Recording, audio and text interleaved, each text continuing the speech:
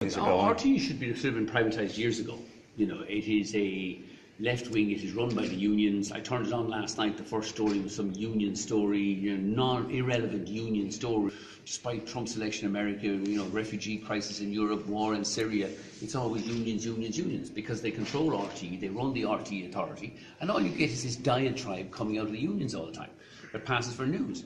You look at BBC, they don't have industrial correspondents topping the news. They're actually dealing with news. So I think the best thing that could happen to RTE would be to privatise it, break it up, sell it, and allow it to compete openly and fairly with News Talk and the other private sector media.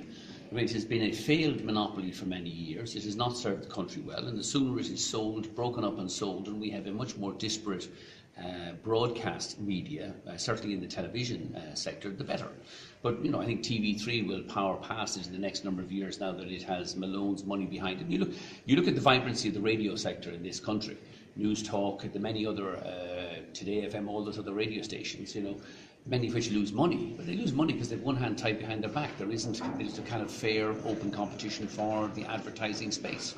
And I think it's something, again, can we continue to afford to have this publicly subsidised TV monopoly that just panders to the trade union agenda all the time?